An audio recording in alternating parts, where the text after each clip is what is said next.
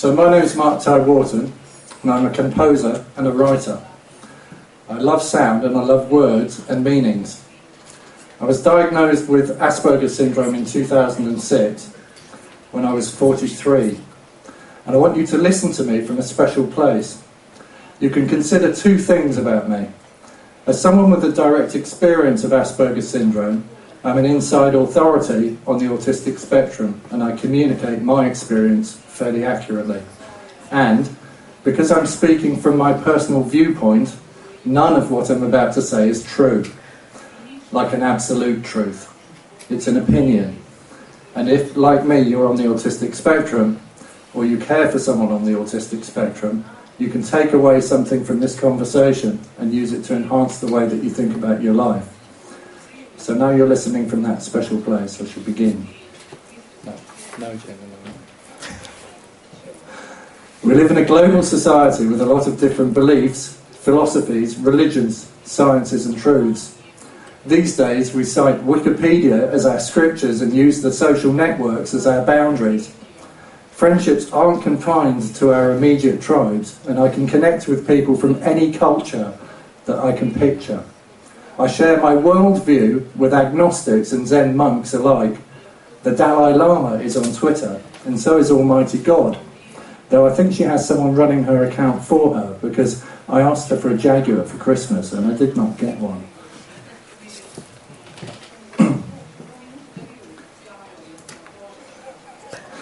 As human beings, we all have blind spots. Blind spot is a term used in psychology to highlight a prejudice or ignorance someone might have towards a certain subject. To illustrate, perhaps a woman who's angry towards men cannot see her attitude is actually stopping her from having a relationship. Before I was diagnosed with Asperger's syndrome, among other things, taking things literally was a blind spot. I did not know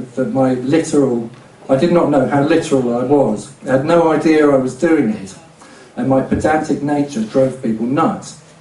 I now know I often accept things at face value, and then just as suddenly I don't understand them at all. And now, to a literal mind, most of the things that people tell you at face value sound like lies. Personally, I think things need to be investigated to find out where a person who said a thing is coming from, or to make sure they're telling the truth. Let me give you an example. Take the atmosphere in this room. When I look in the dictionary, atmosphere has two meanings. One of them means an envelope of gas, so relating to this room it would be the air in it. The other one means the prevailing tone or mood of a place. So if I say the room has a good atmosphere and everyone is happy and the room is full of dust, then I'm actually telling a lie. But if I say the room has a good atmosphere and I'm saying it's free of dust, but everyone's miserable, then I'm also telling a lie. It's a paradox. So why are we talking about God?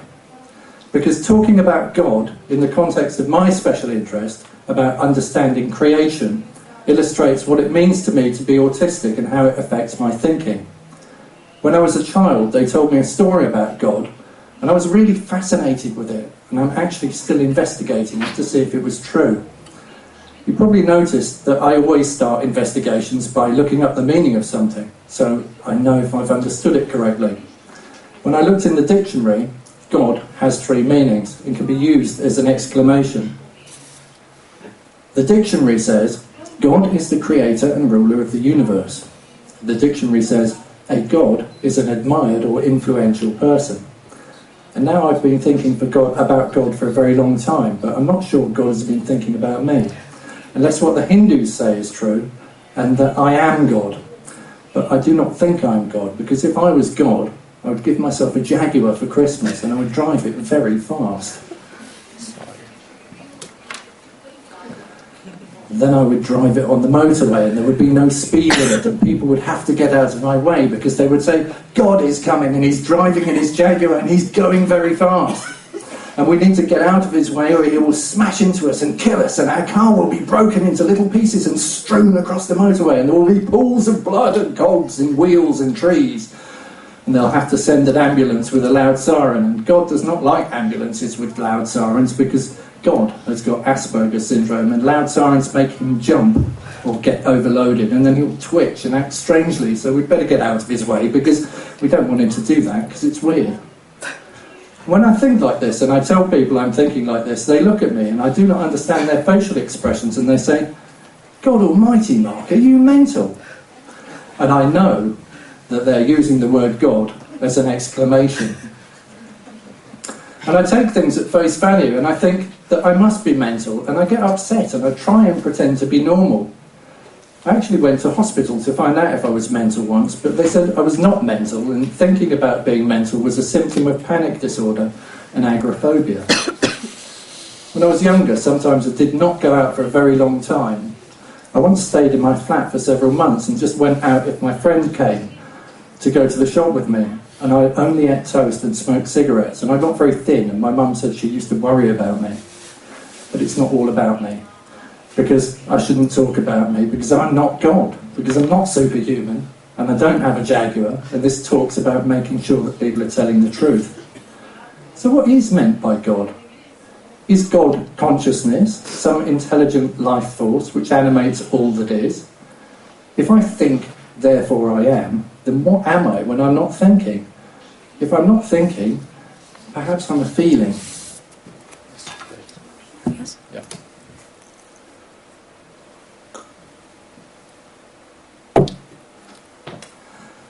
So what really grabs you when you start your day? For me, it's life. As all my senses wake up and I start another day, it seems totally alien. And that is the beginning of mine as I currently know it, a blank canvas. But was I a blank canvas? What was I really? Babies are made from cells that replicate based on the data programmed into them by mother, father, grandmother, grandfather, with traceable DNA dating back further than Genghis Khan. The being you see pictured is the result of thousands of years of evolution. It breathes, eats, makes poop and sleeps straight out of the box. And instructions on how to look after it are somehow pre-programmed into parenthood. You see, my mother instinctively knew what to do with that. And it's grown up into the biogenetic organism that's speaking to you now. So you're starting to get a flavour of who I am, right? I'm going to talk about autism, I'm going to talk about creativity, and I'm going to talk about relationships, and then in a little while I'm going to introduce you to the real star of the show. And you can notice an autistic creative mind at work, and you should ask some questions at the end. Can I count on you to do that? Can I count on you to ask questions at the end? Yes, good. I want to assert that God is experiential, that very rarely do human beings have a shared experience of God in the same way, for example, as something physical like the sky. But let's assume for a moment that God is some kind of animating force in the universe, and that this life force always seeks to evolve to its highest form. Looking back at my childhood, it's now clear that I had some form of autism from birth. But why me? I told you that I wanted you to listen to me in a special way, and I want you to consider a possibility. I want you to consider the possibility that the autistic spectrum is a step forwards in the survival strategy of the human race. And I'm not saying that this argument for evolution of the species is true. I'm saying that when we look at all of nature and the way that life seeks to evolve and to forward itself to its highest level of existence, then what I'm about to say is a possibility like that. And human beings have a long-held belief that love is the ultimate expression of this unseen life force.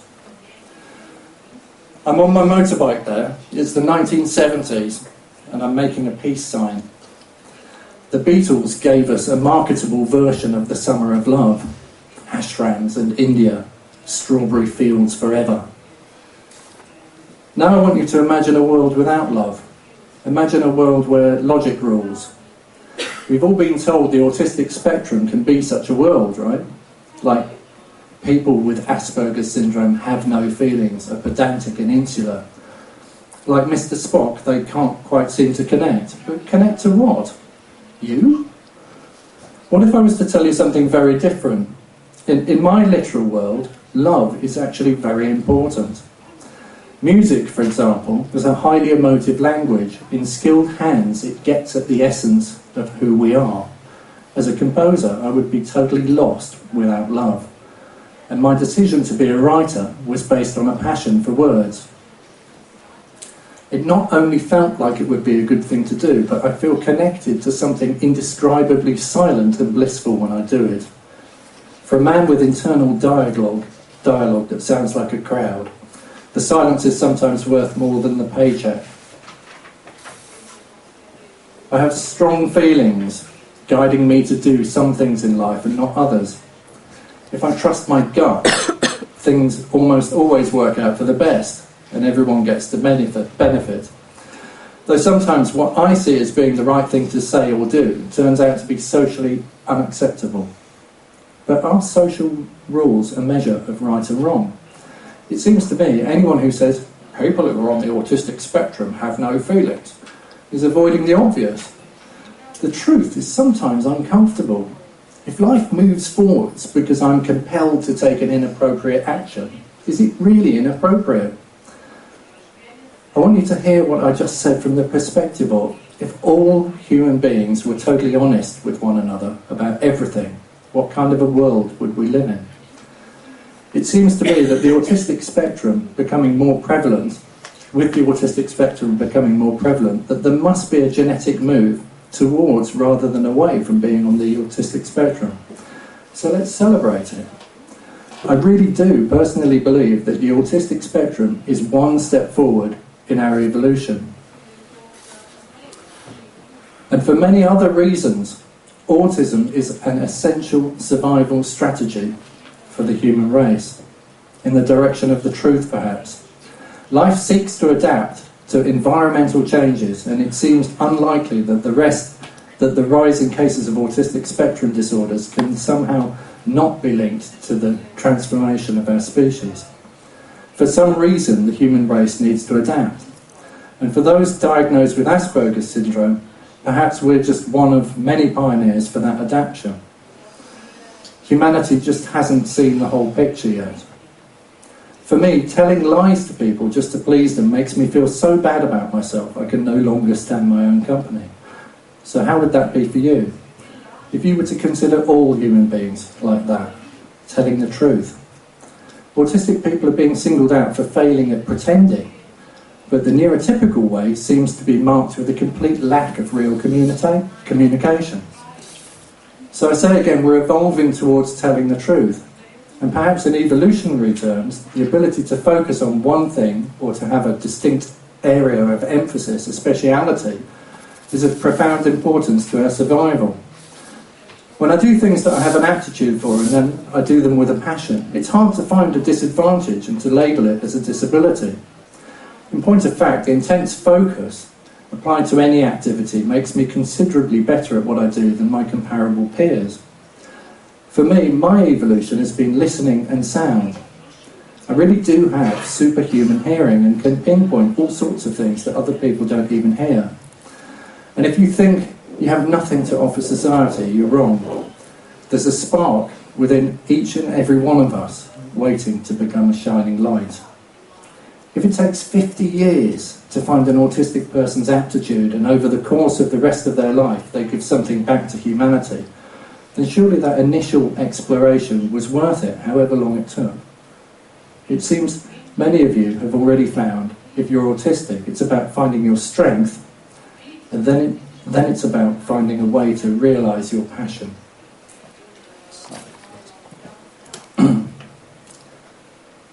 You see, I believe every part of humanity has a purpose and serves a function, and I think mainstream education kills creativity by educating people out of their creative capacities. I think for many autistic people, creativity is a strength, and seeing a problem through autistic eyes can help to unmask what keeps the solution a mystery.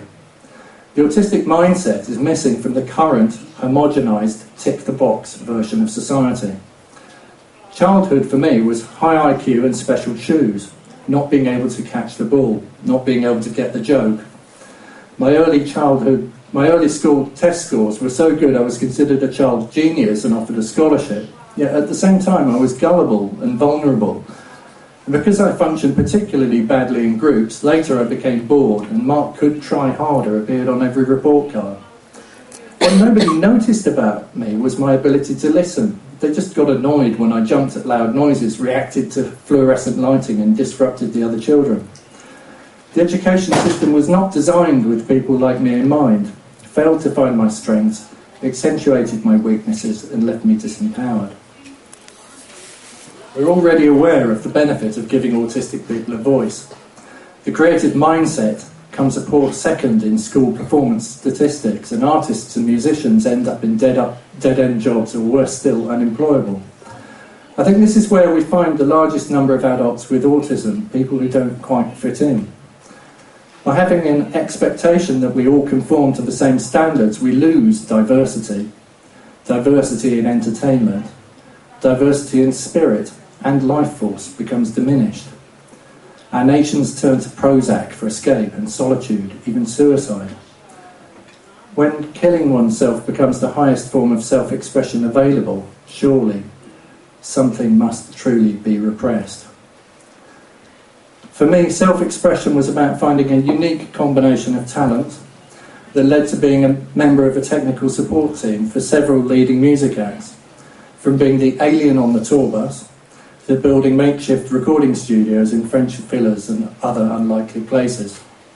For me, self-expression is the opportunity to speak with you today. And while Asperger's syndrome for me is a sensitivity which leads to a special relationship with sound and spaces, Asperger's syndrome is also an ability to take systems apart and understand exactly how they work. When we're wise enough to celebrate our differences rather than to try and iron them out, we can learn something from one another.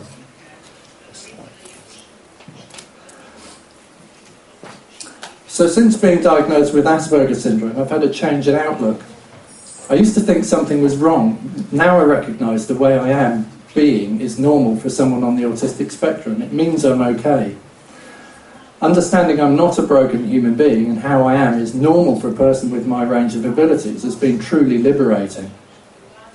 And you might not expect an adult diagnosed with autistic spectrum disorder to want to do public speaking, especially an adult with a long history of social anxiety who gets caught out by the odd depression, the occasional depression. But for me it isn't social interaction, and I think people with Asperger's syndrome can make compelling speakers, especially when you get them to talk about something they're interested in. Their depth of interest alone makes them compelling and interesting. Okay, it probably helps when both people share the interest. And when I explore my special interests with the mindset that they may be of value to others, rather than get caught in the trap of tailor my thinking to always being interesting to others, something else happens. When I found the confidence to speak up about some of my beliefs, I wrote a book. I noticed a certain way of thinking causes results out there in the world, and when I apply this way of thinking, it can be very empowering. I noticed this certain way of thinking had a particular logic to it, and I wrote a book about it called The Logic of Attraction.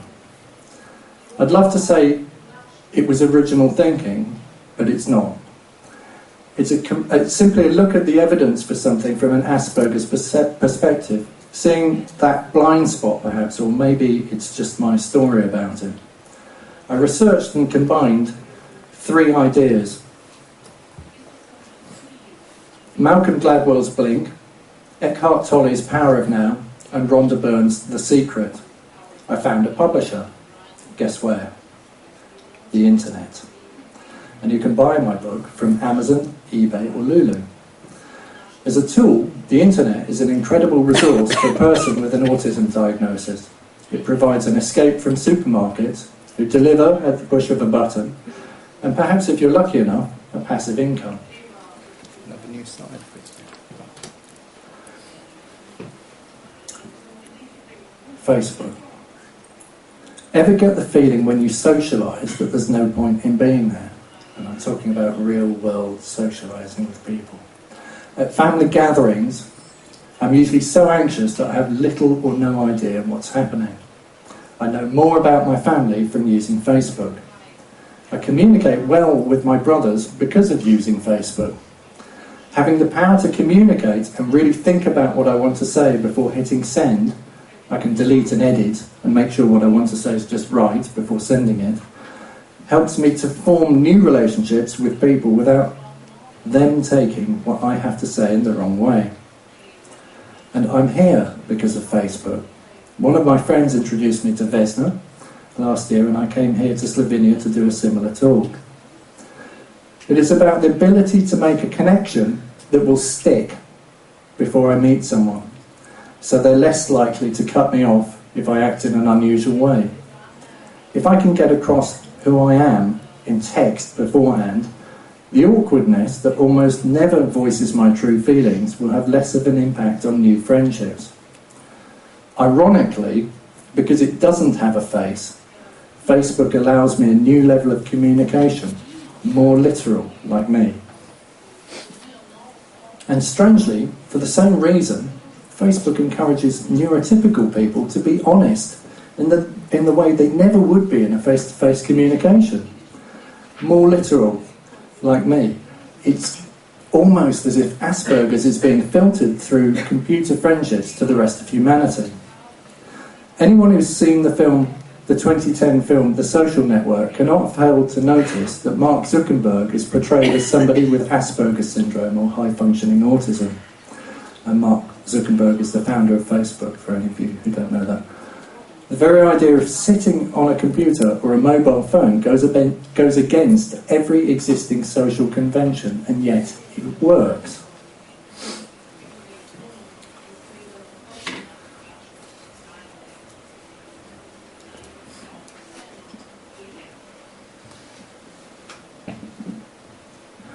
So I sat in a restaurant recently and watched a teenage couple who were clearly on a date spend more time looking at their screens than they did looking at one another. Their conversation was an evaluation and report of what was happening out there in the world with their friends. Facebook was founded in 2004, and as a result, the world is suddenly becoming Asperger friendly, with an opportunity for someone with limited social skills to fit right in. There's a trend towards limited eye contact and weapons of mass distraction. The iPod, the smartphone, it's all about sharing ideas and preferences. The internet provides both a social playground as well as a way to make income for an able enough autistic person. I can post videos on YouTube, and I can update via Twitter.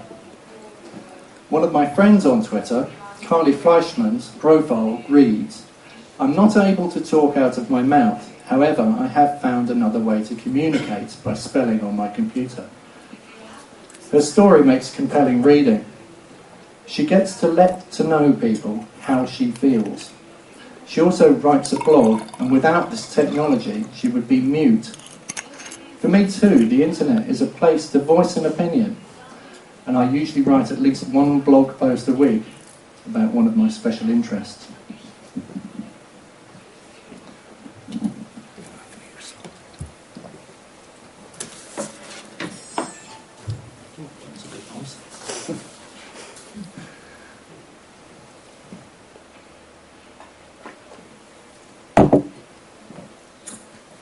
I'm not that great at socialising.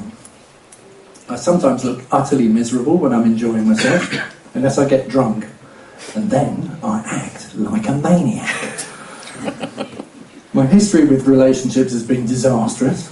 I have no clue how to read women, and I've chased ones who clearly had no interest in me, and walked away from the drop-dead gorgeous drooling on my shoes without even noticing. So I decided to have a go at something which at the time was totally uncool: internet dating. Several years on, it seems to be gaining in popularity and is becoming a much more common way of meeting.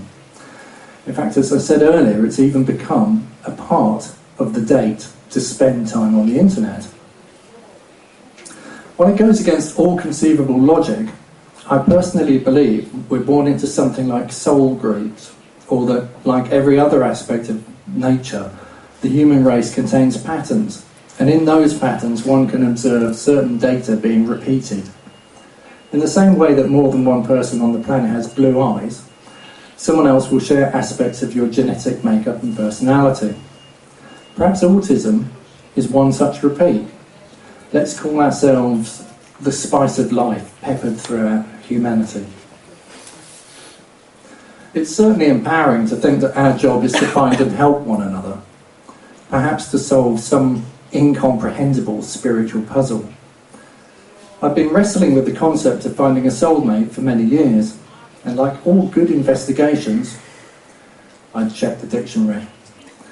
And the dictionary defines soulmate as a person ideally suited to another as a close friend or romantic partner.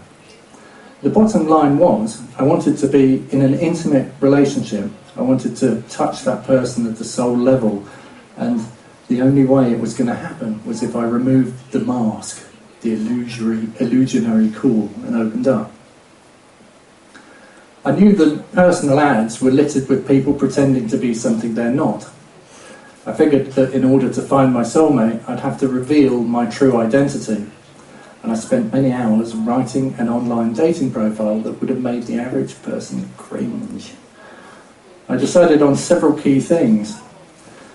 My dating profile was going to be about what I could offer the person that I'd be dating. My dating profile was going to be brutally honest. And I was looking primarily for an intimate friendship, a like-minded person to share my life with, and anything else would be a bonus.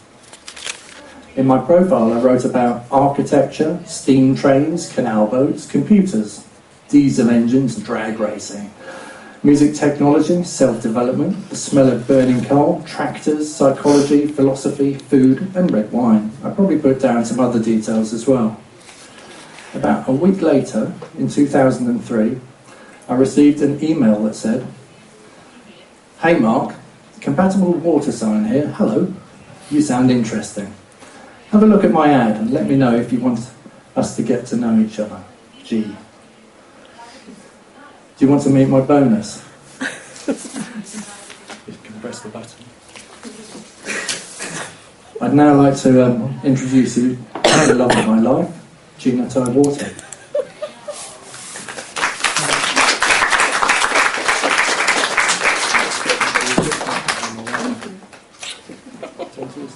I use this one.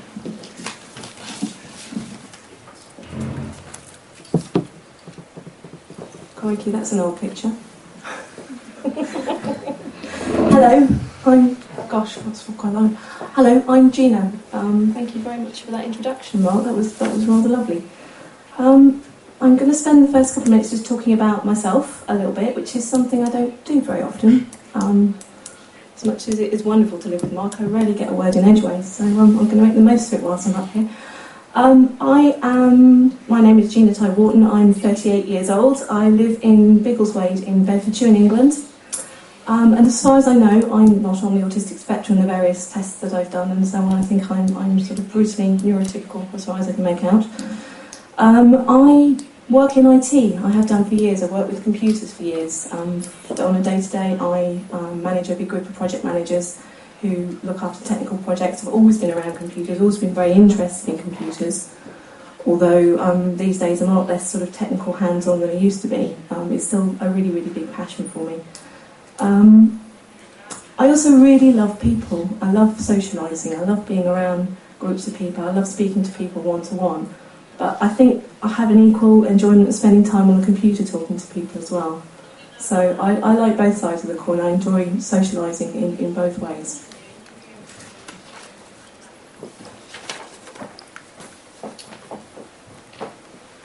So what I'm going to talk about, I'm going to spend about 10-15 minutes just going going through a few topics, and as Mark said, any questions that anyone's got at the end, I hope you can come up with some interesting ones for us both. I'm going to talk a little bit about how I met Mark, which he's already spoken about briefly. I'm going to talk about the part that the internet played in this for me and how that affected the way that we met. I'm going to talk a bit about what it's like being in a relationship with an autistic partner, and particularly how I adjust things to make things work. What it's like for me is part of that. Obviously, I can't talk for Mark. Perhaps he can answer any questions around that at the end. But I can say what it's like for me and how it feels for me. And also a little bit about the way that the internet and computers play a part in the relationship that we have today as well, because they're still there. But fundamentally, I'm going to talk about how relationships where autistic partners are involved can work quite well, and how this works for us. This is just my own personal experience. Obviously, autism is a tiny part of our makeup of our relationship. There's two quite strong personalities here. We do have an interesting relationship in many ways, but I'll tell you a bit more about how we met first. So, how I met Mark. I had used internet dating a little bit in the past and hadn't had a great deal of success with it. So this is, 8-9 years ago, and it really wasn't cool then. It was seen as being a bit embarrassing, something you didn't really admit to your friends that you did, something that maybe if you were being a bit subversive or doing something perhaps outside of a marriage that you weren't supposed to be doing, or you may be a bit desperate that you'd use internet dating, but it didn't have the kind of profile that it does now. I quite enjoyed it. I really liked the banter. I liked the meeting somebody online, finding out a bit about them, and what I particularly loved was the fact that you could almost have an idea of the kind of person that you were looking for, and you could go out and you could look for those particular criteria. So if I was looking for somebody who was into steam trains or books or particular kinds of movies, you can write your own personal shopping list and you can go out there, as opposed to walking into a bar. You meet somebody in a bar, you've no idea what they're going to be like. You've got a limited audience, so you're going to connect one-to-one and you're going to be selective about who you meet. So I'd had a bit of a play around with this over a few years, and I decided that I really wanted to meet somebody and have a really deep level connection. And I decided to write a really brutally honest profile. I wrote this out before I'd heard Mark's speech now, but I did exactly the same thing. I sat down and I wrote something really, really honest, a little bit cringeworthy.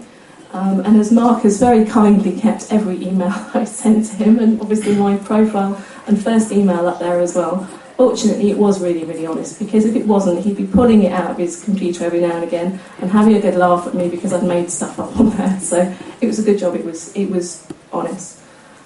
So I wrote my man shopping list, and it had a few things on there, like I wanted someone who was into transport, someone who was into computers, because I was quite into computers. I was really into motorbikes at the time, and canal boats and steam engines and all those sort of things, but I was also very heavily into music. I wanted somebody who was quite passionate about music and had that kind of background. So I had a hunt around with this shopping list in mind, and I found this gentleman's profile which matched all of this, and I sent him that really very well thought out message that you saw up there on the screen just now. And we started to chat on Messenger. We were using, I think it was MSN Instant Messenger.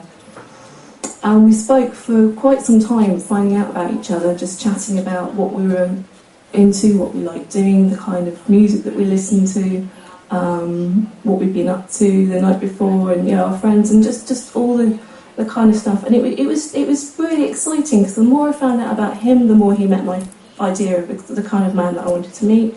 I think the more he found out about me, the reason that we found we had lots of shared interests, lots of some of it quite geeky stuff that we both liked, around the computers and the transport and that kind of stuff. So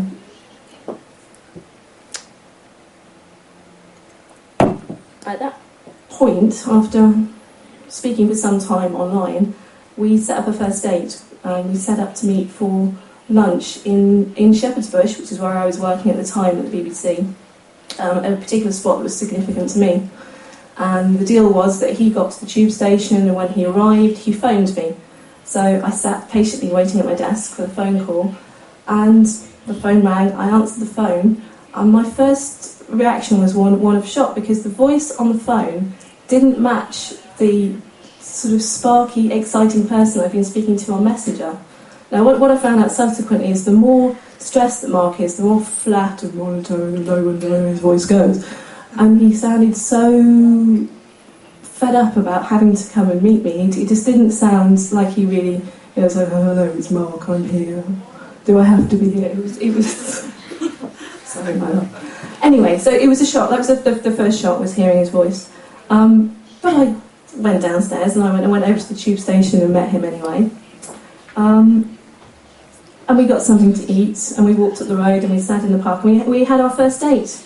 And Mark talked to me about taxes and how he hadn't paid his taxes, and we just didn't really have the most interesting of conversations. The date, I felt, didn't go very well. We ate our food, chatted a little bit, and then we sort of party company. He went to work and I went back to work. And I felt very much that he wasn't interested in me at all. I thought, that's a shame, he's a good-looking guy, I've got all the interests that I like and everything, clearly not interested in me. Oh well, put this one down to experience, a real shame, and move on. But then later on in the day, I got a message from Mark saying, great, really enjoyed meeting you. It was really, really lovely to meet you. And it just wasn't what I was expecting at all. So I was really confused. So we went back to messaging again on the instant messenger, talking to each other.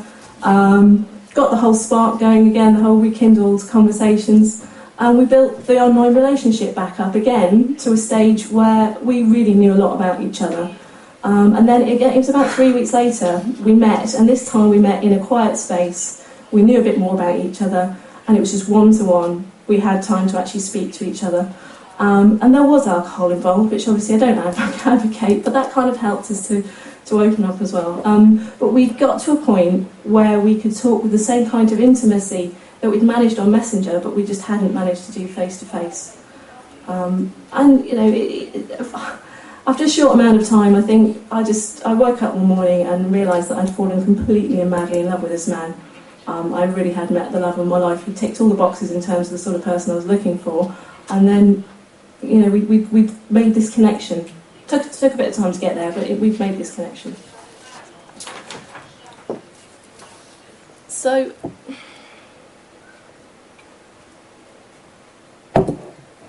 we started seeing each other regularly. Mark was quite different from anybody I'd ever met before from the start. But some of the really excruciatingly embarrassing stuff that I initially came across, I found fairly easy to accept and just enjoy being with him. By that I mean things like he used to sing loudly in public wherever he went. He walked down the street singing at the top of his voice. He'd ask strangers really bizarre and inappropriate questions in the street. His social etiquette was interesting. He'd do things like he'd go into a shop and instead of handing the money to the person, he'd sort of throw it to one side, but it just didn't necessarily connect. And these were just things that were part of his whole makeup, and it just acceptance. I got to accept that fairly quickly, but those are the little things. And then my parents and friends, particularly my parents, struggled at first when they first met him, and they found him to be quite, the feedback I got that he was quite rude, aloof and arrogant, the way that he came across, which is all completely untrue, but these are symptoms again of Mark. When the more stressed he is, the more that these kind of features come out, the way that he behaves, the more flat, the more aloof, the more he can sort of tip his head back and talk to people in this way, which can seem quite arrogant. The friends that persevered, I'm pleased to say, and the family eventually got to know the real Mark, and they accepted him. And my mum absolutely loves him to bits now. I see him for the fascinating, kind, funny person that he really is. Particularly at the beginning of the relationship, when Mark had a couple of outbursts, a few big anger meltdowns and things like that, I found it difficult to share those things with my friends because they really didn't understand where I was coming from, because they think angry man, abusive man, what's going on, there's something along those lines. And that was quite a difficult one to express and for me to handle personally, because in terms of a meltdown, it's not that Mark was being in any way aggressive towards another person, his frustration would come out.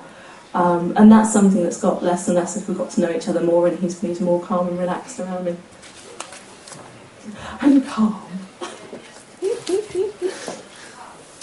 So that was the small stuff, the easy stuff, which for me to sort of deal with and enjoy. I do quite enjoy a lot of that now. The bigger stuff, as I just mentioned, the meltdowns and outbursts could be quite difficult.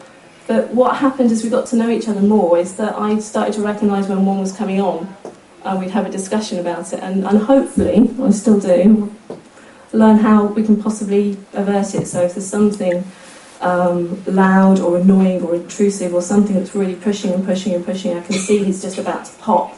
I do what I can to take him out of that situation because I can see in his eyes that it's becoming, a bit too much for him to deal with. Yeah, I don't always know, do I? He doesn't always recognise it. I can see it sometimes, but you don't always get there. Something else that was difficult, which is a bigger thing to deal with, I knew that there were various things that would cause Mark a lot of anxiety, and these were things like if I was going out late with my friends and I didn't know what the schedule was going to be, I was going out without him, or if I was changing the routine. I stay away overnight for work sometimes.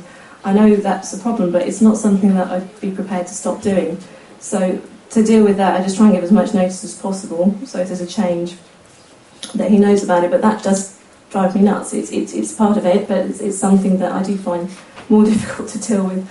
Other big stuff, sorry, I call this the goldfish effect. So this is the attention span thing that just drives me. I tend to start a job and I will finish it and see it through, whereas as Mark will, there's something shiny and pretty over there, and I might be emptying the bins over here, but I'm going to completely forget about that because that's much more closer to something I'm very interested in.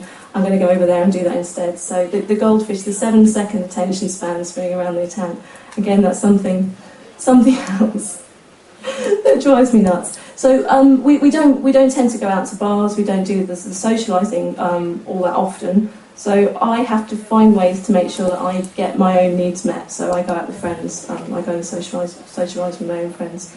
It's really difficult to get him out of the house overnight. Coming away here for 3 days was difficult. There was a build-up over the last week coming to it where he was getting more and more anxious and stressed, and the different behaviours were coming out in terms of doing things around the house.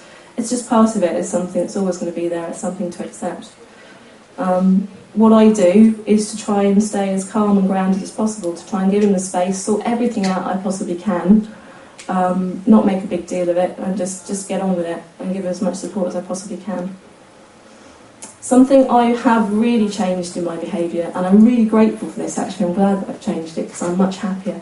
My levels of personal honesty have just, in a relationship, it's had to become 100%. There's no space for any little white lies or bending the truth or doing anything like that, or even a roundabout way of describing things. My communication has to be really straight and direct, which not only works in a relationship, it actually works at work much better. I'm sure that my career has progressed as a result of being much more to the point and much more direct. None of the beating around the bush. It's not helpful. Staying away from the sarcasm or metaphor, because it's just no fun if it goes over someone's head. It's just kind of a waste of time. But it's a big thing. My own personal honesty and communication has become much clearer and straightforward. Well, I think so anyway. I know. Okay, that's good then. Oh, good. Okay. And I think so. For my own sanity, this is probably the biggest thing. I ask for what I want. I don't sit around thinking, "Oh, poor Gina, I'm not getting the hugs. I'm not getting the attention. I'm not getting this. I'm not getting that." I'm really clear about what I want. So if I want something, if it's a hug or some company, want Mark to spend some time with me, or just for the bins taking out, or even an in-depth philosophical debate on the nature of the universe, whatever it is I want, I will ask for it. And sometimes that's great, sometimes you just think, oh, I wish he'd just do it, but it's much better to just go out there and ask for it. And the other big thing I've changed is around acceptance, but I'll talk more about that in a second. So how Mark and I live together today is we tend to a large extent, we leave each other alone if we need to, but we come together when we want to. In our house, the way that we've bought a house that's laid out in such a way that Mark has got a studio in the cellar. It's all nicely set up. It's got his choice of colours. It's cool and dark. and he spends quite a lot of time cocooned down there. But where I tend to sit, because we're very much a laptop household, we're all on our computers all the time, he's downstairs on his computer, I sit in the living room on my computer, but there's a door there. And if I raise my voice, I can talk to him. And if he raises his voice, he can talk back to me as well. However, we do talk on Facebook. We do still talk on Messenger, even when we're in the same house. It's like, it's tea time, darling. Are you getting up yet? Do you want your morning juice? It's still there. It's all on the computer.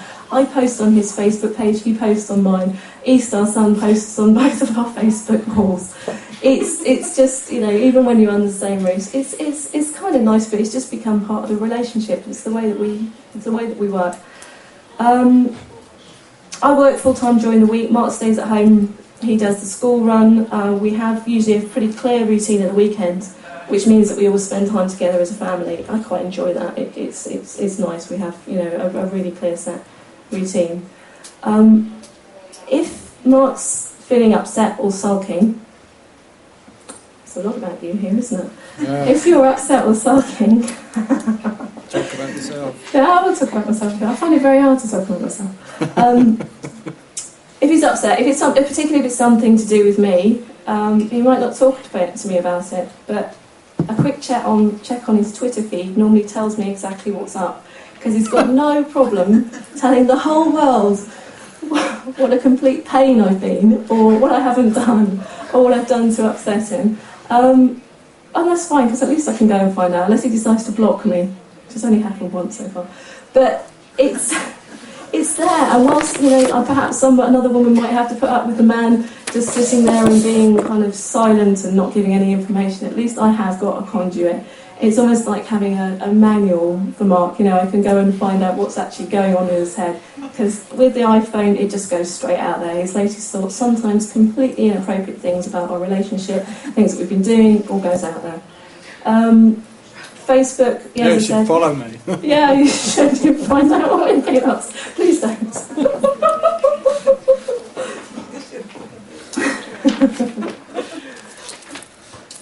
So the title of this bit for me and Mark, I suppose, was Autism as a Life Companion. So the things that we change, the things that we, I suppose, we work a little bit harder at to make sure the relationship works. These work, but it can all go wrong sometimes, and this particularly happens when one of us is ill. Neither of us tolerate illness very well, but if one of us is ill, I guess we're not putting in the extra effort that we maybe would, or sort of pushing to keep things going. The same thing is if one of us is overworked or tired or grouchy or stressed, it doesn't work as well as it normally does. And if East there at the back is playing up as well, that can sometimes... it's not even looking this way.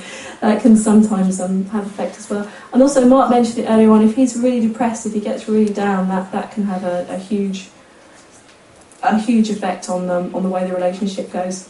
While we're talking about the bad, slightly tongue-in-cheek, but something else that really drives me mad is Mark's interpretation of facial expressions. He gets certain things, but he has this whole idea that when I'm actually really unbelievably furiously angry, he finds that incredibly sexy. So, which isn't useful and just makes me a lot more angry. But absolutely, he demonstrated that earlier on. And I suppose the other bad thing is that I've just had to accept that I'm more likely to see the back of an iPhone at dinner than his face. So. But I've kind of come to acceptance around this. But then the good side, the good stuff, is every day is really, it can be an unpredictable adventure. After all of these years, he never stops surprising me on a daily basis. We live a really honest and open life. There are no secrets. And when I get a compliment, I know it's a real, absolutely full-on, total compliment. It's not just flattery. It's not just trying to get away with something, whatever. It's a real-life compliment.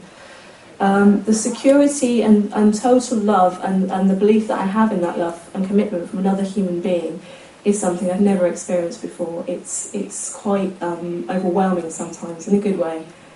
It is quite incredible. And I do have a very exciting and mentally stimulating life partner. I cherish the fact that I live with someone who's got such a high IQ and is so mentally stimulating. And the conversations that we have, whilst wild and crazy sometimes, can be absolutely unbelievable. And one of the best bits as well, he's taught me right from the start, right with that singing going down the street, he's taught me to stop being so terribly English about things and ask for what I want. So the stuff that I'd be too embarrassed to go and do, like go into a really posh shop and ask for a discount, or ask if someone will just give you that, or the things that you'd be maybe sort of hold back from doing. He's got no self-consciousness about that, and we've had all sorts of amazing things happen. Anything is possible if you go and ask the question. If you don't ask for things, you don't get it. So he's really opened me up to that. So his lack of self-consciousness, I absolutely love. He's fiercely protective of me and our son, which is quite nice because you get that kind of protected man feeling, which is rather good. And a big, more recent personal breakthrough for me was getting through a barrier of the upset that I used to feel when Mark had a really major meltdown, the emotional outburst and the feeling from that, when just the anger that would come out from Mark, which would just explode and be gone within an hour, would leave me feeling absolutely raw for several days afterwards.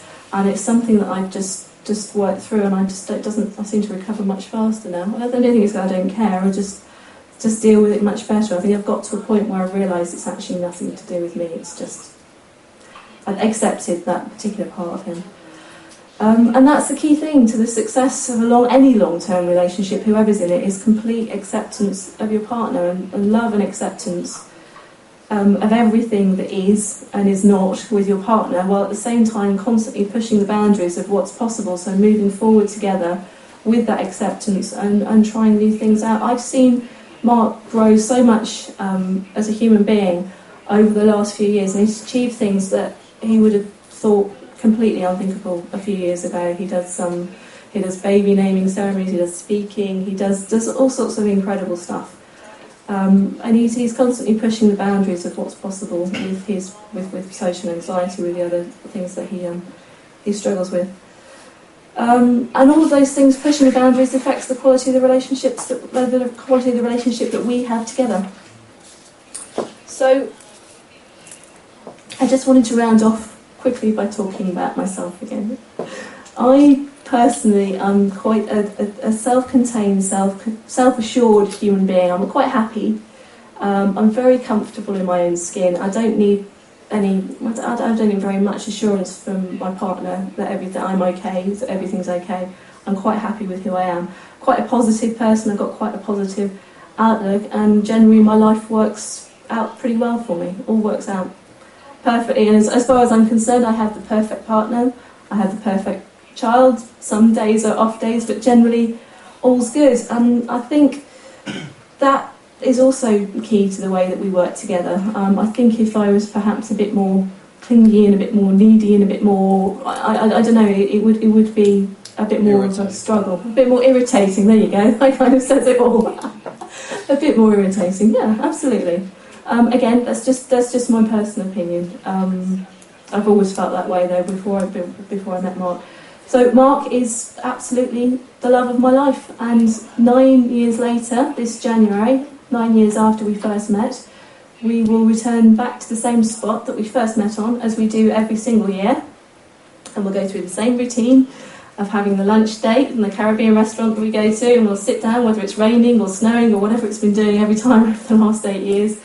And we'll talk. And these days, I don't really care whether he talks about taxes or not, because I love him. Was kind of obsessed with this exhibition, and she said, "Let's go to this garden outside the BBC TV studio and come and have a look at this." And she came to the garden with a history book. And we sat on this bench and we ate this West Indian food, and then she opened this book and she said, "Did you know this garden was here in 1908? And I was like, "Oh no, I was very interested," and like kind of read up all the history of the garden and stuff. So I knew how to reel you in, didn't I? Yeah. So yeah, Shepherd's Bush, London, and in the last remaining part of the Franco-British exhibition. But we actually met initially outside the tube station in Shepherd's Bush after we does the first time we actually met face to face. Yeah. About what you said, that the autism spectrum may be the next step in human evolution. There are a lot of people who contest that and say, from my observations, noticed about the thing in reverse. In the recent years and the recent decades or so, the world overall seemed to move, at least the mainstream of it, in valuing ever more the values opposite to the autism spectrum, ever more subtle manipulation, human communication with multiple meanings, and other things which very harsh business, using both official and unofficial means by very hard personal drives, and such social movement makes the people who are already had a little traits make more stand out in as not worthy of this world's competition or something. So, did you think that really we're not another or better in an absolute way, but just a separate branch that of evolution that the mainstream society tries to keep down so that not to upset their order? That's a really complicated question. I think. I mean, I was talking really genetically, and in terms of like as a species, the human species genetically is going to need to have a certain level of diversity in order to survive, because something could come along and completely wipe out a chunk of our human race, and so it needs diversity. All biological kind of beings need diversity to survive. So I wasn't really sort of saying so much that in terms of society or culture that I thought that autism was an evolutionary thing. I think it's in terms of like genetics, it's an evolutionary thing, and it's something that's sort of showing up more and more. So because it's showing up more and more, does that not kind of indicate that there's a trend towards a little bit more of it, a little bit more of it, a little bit more of it coming in? I mean, I might be completely wrong. It's just a possibility that the human race is evolving into a less tribal, more insular kind of outlook. So in terms of, because for the last sort of few hundred years we've had a very tribal kind of outlook of people being in villages and people being, you know, having these kind of village societies and everything, and everything seems to be kind of exploding into individual, you know, exploration of individual life force, and with, you know, people able to work from home and stuff. People don't go to work anymore. They stay at home and sit on their computer, and it's kind of see the mainstream of this world ever more tribal. And yes, there is an important margin of society which accepts us and is made by us, but the bulk of this world is by and made by and for the purpose of them, the hyper-normal people. I feel normal people still, it is possible to relate at some level to normal people, but hyper-normal people, which are our opposite, which have an outstanding skill at multiple layers of perception, that not perception like us, perception like social perception, and making masks and layers of ideas or so on. They, in fact, rule this world and will never get much far because they already have this structure in place. And well, the great thing about that is that they're all learning how to communicate by staring at their iPhone and not looking at your eyes anymore. So you're going to find this whole tribe of people trying to be the same are all going to start trying to be like people with Asperger's. That was kind of the point I was making, that this whole iPhone, communication thing, especially more recently, is something that's actually going to be beneficial to people with Asperger's. That was sort of the point. A quite recent phenomenon in Romania. Almost wherever they found, there are very little few who start just looking at some screen. But most of them, you just listen chatting to voice phone for half an hour at a time with stupid arguments or something which I think is the mark of the normal, the hyper-normal. I would not want to be interrupted by a cell phone, for instance. Right. It's something that it's aversive. And what do you think about attempts to make us straight in terms of normal in terms of social communication by means of purely behavioral means like ABA and other widely used therapies in the recent past? Do you think that it would be worthwhile for their effort to continue as is, or at least to modify it to be more friendly to our real interests and evolution?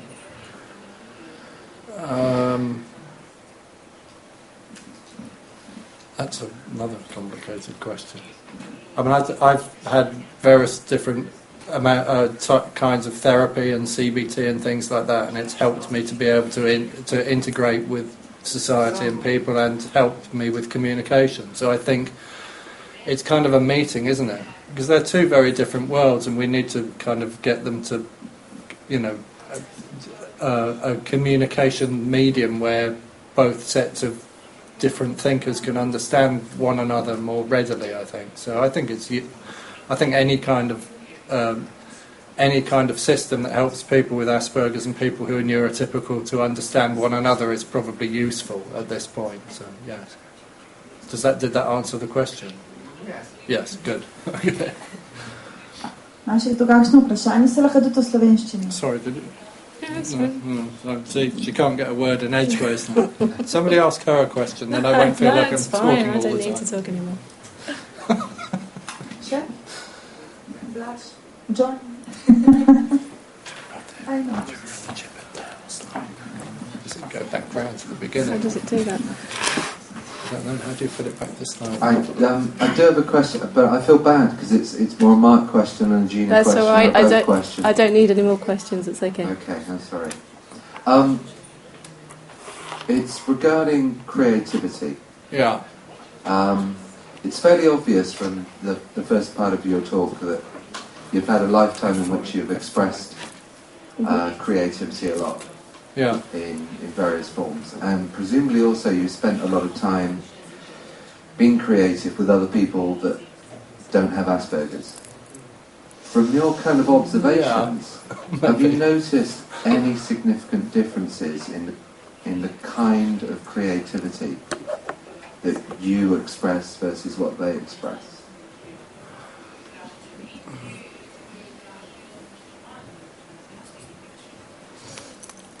That's a really difficult question to answer, because I observe autistic traits in people who I've worked with, some of the people who I've worked with. And they're kind of the people who I've worked with who I've got on the best with in terms of like creative output.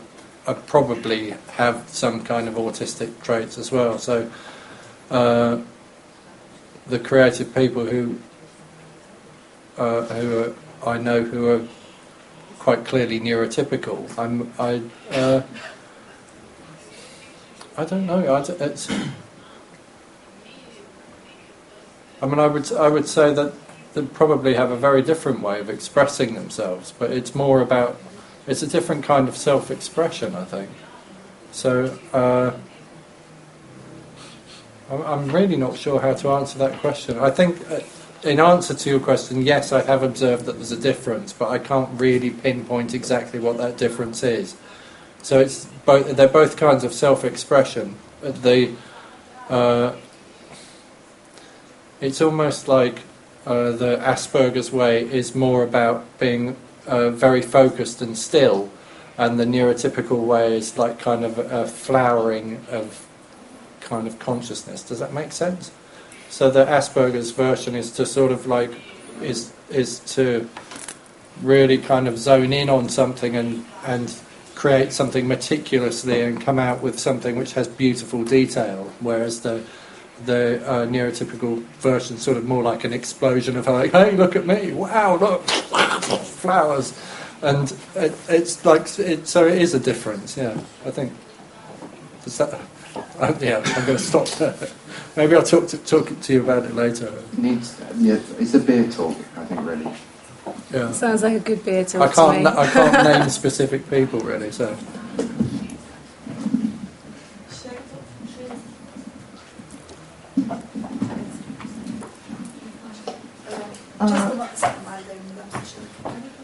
I think you will need headphones for... Nisem vedela. Se ne bojo... Se ni važno, ampak bom že. Čisto super. A ja, to imam šole gor izgleda. We're not Yeah. missing the concert. You said you've got a child. I think I heard you got a child. How old is she or he? He's He's 6. Is he still at the back, or he's just? He thinks he's sitting up there. He thinks this is a talk about Chip and Dale. That's why He's the waiting. slides. He's waiting for us to start talking about Chip and Dale. Chip and Dale are actually squirrels, aren't they? What? Oh, they're chipmunks. Okay. Sorry, you go on. How do you act with I him? think that was it there. Okay. So, do you act with him?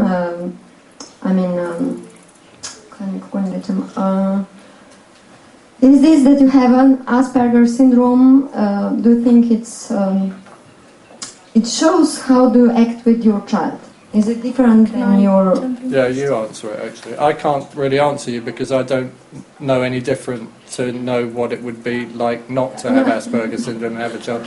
But Gina, as an observer, probably can see all sorts of things. So. Something that I've noticed as he's been growing up, so particularly when he was younger, when he was a toddler, the kind of games, the imaginative games, getting down on the floor was something that Mark just couldn't engage with at all. Unless the game went in the very ordered way or the cars were lined up in a certain way, he just couldn't, and he'd get quite frustrated. And we tried for a while to have sort of play hours where he would focus on playing with him. But East would have to play Dad's games rather than the other way around. It had to have a reason. It had to have a point to the game. It wasn't just a point of playing on it. But then on the other side of that, sometimes it's like going out with two toddlers because the two of them will rush around. I mean, recently when East was into Buzz Lightyear, I had a time in the supermarket where Mark was the evil Zurg with the mask on and East was Buzz Lightyear, and they were screaming and running around the supermarket together having a whale of a time. So in another way he's also a child, so there's good and bad. Then So your child doesn't have any symptoms like... He doesn't have a diagnosis or anything. He's definitely a very, very special little boy. He was dressed as Spider-Man once. We were in Tesco's charging around, and he ran into a shelf and banged his face. So that was kind of strange because all the other adults were watching me exiting Tesco's with a child with blood pouring out of it and everything, and tutting at me and stuff. But in terms of childcare, the way that Mark looks after East is completely, I have complete and total faith in, he might put something on the stove and forget it's on the stove, but he's never, ever, ever done anything to, cause a problem with East or forget anything or not look after him the way he needs to be looked after. And I've only been late for school once. Yeah, he does the school run every morning and generally makes that somehow. Yeah. Does that answer your question? Yeah, thank you very much. Še kdo?